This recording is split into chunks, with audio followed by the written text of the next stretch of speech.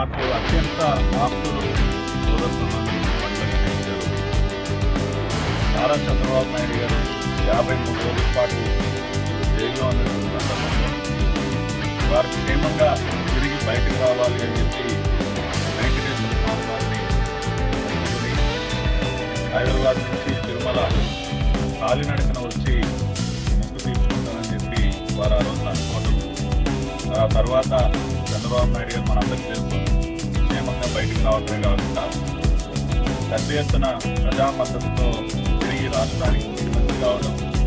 మరి ఇప్పుడు ఈ రోజున బండ్ల గణేష్ గారు తన మొక్కు తీసుకోవడం కోసం హైదరాబాద్ నుంచి బయలుదేరి దాదాపు 400 కిలోమీటర్ల పైబడి పాదయాత్ర చేస్తూ స్వామివారి దర్శనానికి వెళ్తున్నారు. వారికి నా సంఘీభావం తెలియజేయడం కోసం ఈ రోజున మరి బీచ్ల వద్ద వారి క్యాంప్ నేను రావడం వారికి సంఘీభావాన్ని తెలియజేస్తూ ఆ స్వామివారి ఆశీస్సులతో దిగ్విజయంగా వారు తలపెట్టిన ఈ సంకల్ప యాత్ర పూర్తి చేయాలని నేను కోరుకోవడం జరిగింది. ఈ రోజున ఒకసారి కనుక గమనించినట్లయితే బండ్ల గణేష్ గారు కానీ నేను కానీ ఇంకా అనేక మంది కొన్ని లక్షల మంది చంద్రబాబు నాయుడు గారిని దేవుడితో సమానంగా మేమందరం కూడా ఆయన భక్తులు ఒక రకంగా. దేనికి మాకు అత్యంత భక్తిభావం ఆయన పట్ల అంటే ఆయన రాష్ట్రంలో ఉన్నటువంటి ప్రతి ఒక్కరిని కూడా మన కుటుంబ సభ్యులుగా భావిస్తూ అహర్నిశలు వారి భవిష్యత్తు కోసం వారి మంచి కోసం తాపత్రయపడిన వ్యక్తి.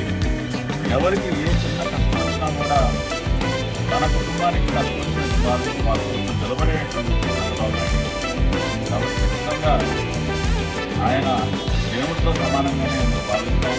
ఆయన మంచి కోసం నిత్యం బోధిస్తాం. ఆయనే కాకుండా ఆయన కుటుంబం మొత్తం నారా లోకేష్ గారు కానీ మోనమ్మ గారు కానీ ప్రతినిత్యం నిస్వార్థంగా ప్రజల కోసం నిలబడేటువంటి కుటుంబం భువనేశ్వర్ గారు మన బండ్ల గణేష్ గారి కుటుంబానికి కూడా అత్యంత కనీసంగా ఉండేటువంటి ఎన్టీఆర్ ట్రస్ట్ ద్వారా మరి ఎన్నో సేవా కార్యక్రమాలు ఒక ముఖ్యమంత్రి బిడ్డగా ముఖ్యమంత్రికి అర్ధాంగిగా రేపు కాబోయే ముఖ్యమంత్రి తల్లిగా మరి వీరందరికీ కూడా వెనుక ముందుగా నిలబడి